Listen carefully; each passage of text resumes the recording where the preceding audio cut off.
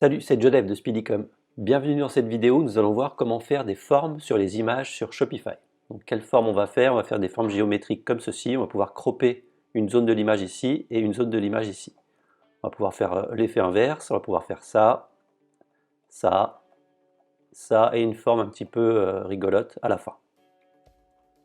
Donc comment ça va se passer? Je vais vous proposer deux codes. Un code qu'il va falloir mettre sur l'image directement dans le style comme ceci.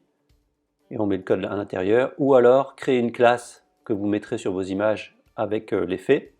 Et une dernière façon, mais qu'on va voir en vidéo. Donc c'est parti, on va aller sur votre thème, on va aller dans personnaliser. Et on va rajouter une image. Donc on va aller dans ajouter une section, contenu personnalisé normalement, ici. Donc ça, ah bah ils ont encore changé un truc sur Shopify, ah c'est ici, non, quand on est là-dedans, là on peut retirer ici, ok, hop.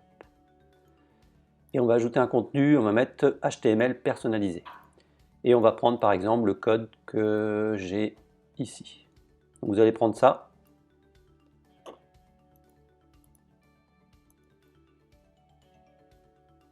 Et ici vous allez mettre l'image, l'URL de votre image.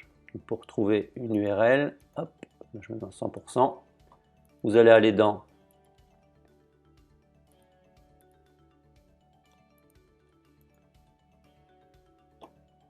paramètres et toutes vos images sont dans fichier. Donc là vous allez prendre l'image que vous voulez. Moi je vais prendre ça. Donc, vous prenez l'URL, CTRL-C ou commande-C. Et vous remplacez le URL de l'image ici, hop, en évitant de casser les doubles guillemets. Et vous mettez l'URL de votre image. Comme ceci. Et là on a l'image. Et vous voyez que le crop est bien effectué. Donc je vais enregistrer. Donc on peut constater que sur l'image du bas, hop, on a bien notre crop. Donc vous pouvez mettre d'autres effets, hein, comme il y a ici. Vous pouvez très bien prendre une classe ici et le mettre, aller dans boutique en ligne, modifier le code.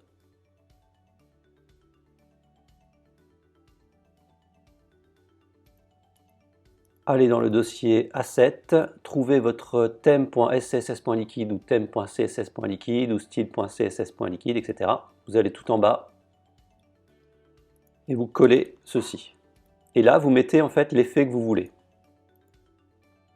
Vous prenez ce code-là, ce code-là, ce code-là. Nous, on va prendre l'effet rigolo qui est en bas.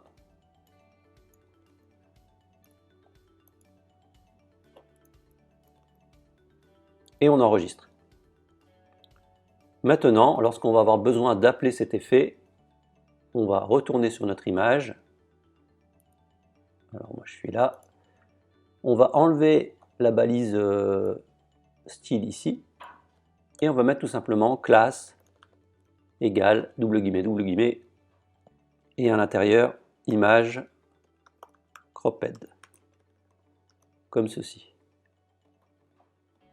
On enregistre.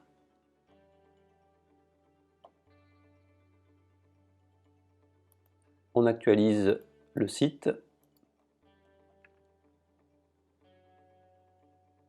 Et on voit qu'on a notre effet sympa sur l'image.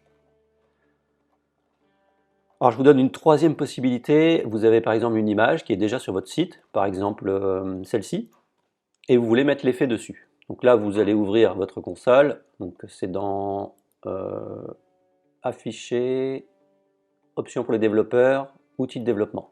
Donc il y a une fenêtre qui s'ouvre ici, vous allez cliquer sur le carré avec la flèche et vous allez sélectionner votre élément. Donc là en l'occurrence une image. Donc vous voyez que ici ça commence par IMG, donc c'est une image. Et là vous allez repérer la classe. Vous voyez qu'il y a une classe qui s'appelle Feature Raw Image. Alors attention parce que cette classe est utilisée sur tout ce type de composants. Donc si vous avez plusieurs zones comme ceci, l'effet se fera partout. Donc là vous allez prendre cette classe là par exemple, tout ceci, CTRL C, et vous allez remplacer ou ajouter la classe. Vous allez mettre cette classe là, vous allez mettre point et vous allez coller votre identifiant de classe. Cette fois-ci on fait enregistrer. Et normalement, l'effet va se dérouler sur cette image, comme ceci. Alors, une deuxième petite astuce, parfois vos images seront en background. Alors, qu'est-ce qu'un background? C'est une image qui n'est pas physiquement sur le site. Il est en fait en arrière-plan. Alors là, c'est un petit peu plus compliqué. Il va falloir trouver la classe qui est par exemple ici. Là, on voit qu'on a une image dans cette classe.